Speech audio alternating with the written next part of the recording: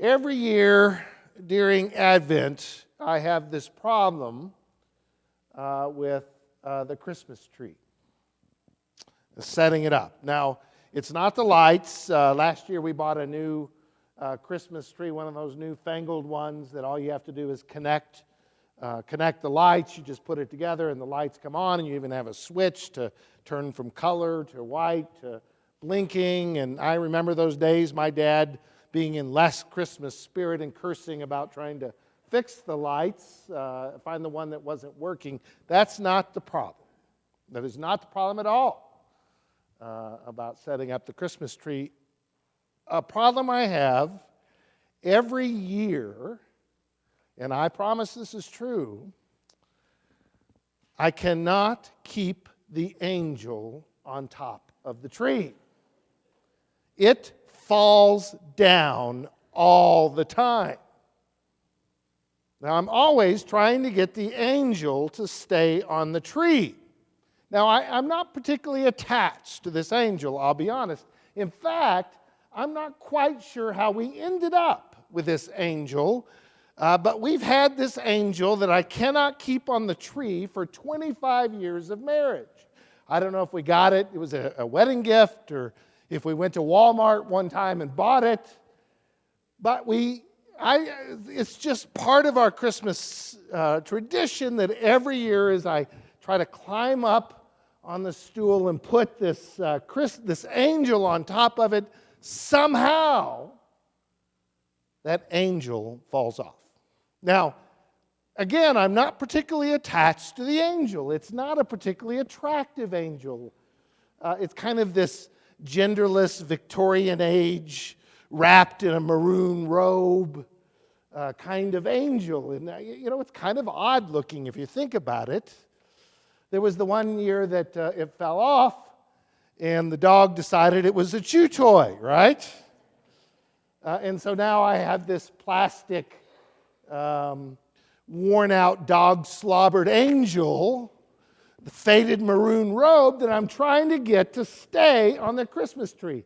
It is a goal of mine to keep it up there, and I would do everything I possibly can to keep this angel on the Christmas tree. And one year I even tried to lay it flat, but that felt a little weird, like a lazy angel kind of thing. But somehow, I even in my imagination, I think this angel has a death wish and wants to dive off the Christmas tree. And you think, well, what a silly thing to be irritated by. What a silly thing every year. Just get a new angel, right? You'd think that. But not anymore. I'm going to get this angel to stay on that tree. I mean, there's something existential about throwing out old angels and buying brand new angels. As I get older, that feels a little weird to do that. Or one could say, just don't have an angel on a tree whatsoever. Just don't have an angel on the tree. Just have the Christmas tree. And that kind of bothers me. Because in many ways, the angel on the Christmas tree represents something spiritual about Christmas. It feels like in this season in which everything is kind of materialistic, all the busyness of the season of buying and decorating and all those things, that if I have a Christmas tree, this commercialized Christmas tree without an angel, it's like I've left out the spiritual. I know that's kind of weird, but sometimes it feels that way, that if I don't have an angel, or if I don't have this particular angel, it's become meaningful to me now to try to get that angel to stay on the tree. Because without the angel, Christmas becomes, Christmas without Christ, right? Without the spiritual, mystical, contemplative part of what Christmas is really supposed to be like. The angel has become a metaphor for that. And it keeps falling off the darn tree. Now, Albert Einstein is supposed to have said, he says, you know what? he was supposed to have said, you know what, you can live your life in two ways. You can live your life as if nothing is miraculous, or you could live your life as if everything is miraculous. And as I read this text from Paul, I think he sees the world and lives his life, and it calls us to live our lives as if everything is miraculous. Paul looks at the world around him and he sees Christ everywhere, that Christ is made in all of creation, and Christ connects us to all things. Paul, in a very powerful way, sees the mystical Christ in everything and in everyone.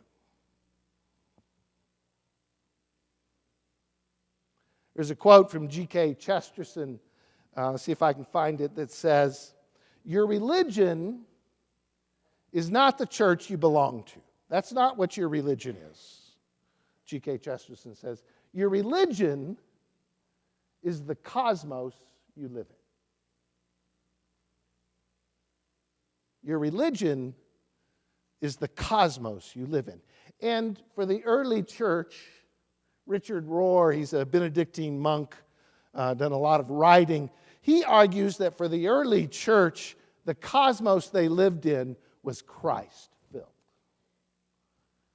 That here in this early church, they saw Christ in all things and in everyone around them. And the challenge, Rohr says, is that we've lost that sense as a church of seeing Christ in all things, as if Christ was something we could hoard or hold on to or only belong to us, rather than Paul's vision and the vision of the early church in which Christ is present in all things. The very logo, the very pattern of God's love and incarnation is everywhere around us. There's a quote Richard Rohr has. He says, "Once we know that the entire physical world around us, all of creation, is both the hiding place and the revelation place for God, this world we live in becomes safe, it becomes enchanted, and it offers grace freely to anyone who would look."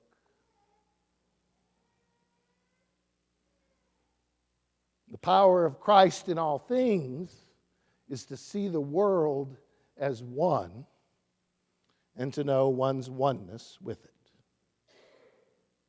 So I think, as I reflect on it, that's part of the reason I want the angel on my tree to remind me of the mystical and contemplative. But I think also, over the years, I've come to understand that actually it's an interesting metaphor that the angel won't stay on the tree, right? That angels don't belong on top of trees, off in the distance, up in the heavens. Actually, the beaten up angels are always down on the ground, chewed on by dogs, slobbered on by dogs, beaten up and broken in plastic. The truth is, that's God's love. It isn't up there in the heavens, something to be anticipated and looking for. It's here in the angels around us. It's here in the Christ who exists between us. The mystical and contemplative isn't some dreamy thing. It's reality down here on earth with us broken human beings. One of my favorite movies, I don't think I've said it, I've mentioned this movie in a year, so I'm allowed to again this year, called Grand Canyon, which is really a great movie. I know a number of you have seen it, and I think maybe not liked it as much as I have, but have seen it. But it's really an interesting story about how modern people who live in modern times, are trying to make sense of the world around them. And there's this one character that shares this story, this experience they had, this one businessman, very successful, who says he was walking downtown Los Angeles, walking from one meeting to the next, and was kind of preoccupied. And as he's walking through the busy streets of downtown, he's about to step off the curb. And right at that moment, as he's about to step off the curb, a hand reaches out and grabs his shoulder and pulls him back. And just in that moment, a bus whizzes by, right in front of, inches from his face. And he realizes someone just saved his life. So he turns around, he's still kind of in shock, and he notices this woman walking, when he notices that she's wearing a New York Yankees hat.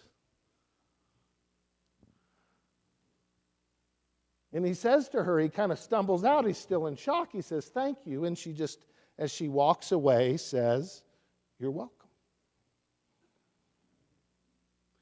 And he says he wished that he had stopped and grabbed that person and could have found out, was that really an angel who saved his life?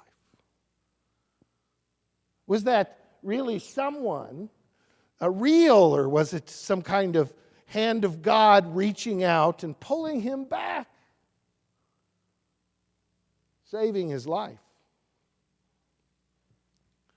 And then he realized, you know what? It doesn't matter. Because if Christ is in each of us, and between us, and within us, and around us, each of us are the angels to each other. Each of us are the hands reached out to offer comfort and to save us. Each of us is Christ to each other, to be that presence, and to be the angel's hands which reach out and save us all. So, my prayer for you this season is that the angels on your Christmas trees fall off your trees, to remind you of Christ all around us. To God be the glory this day and forevermore. Amen.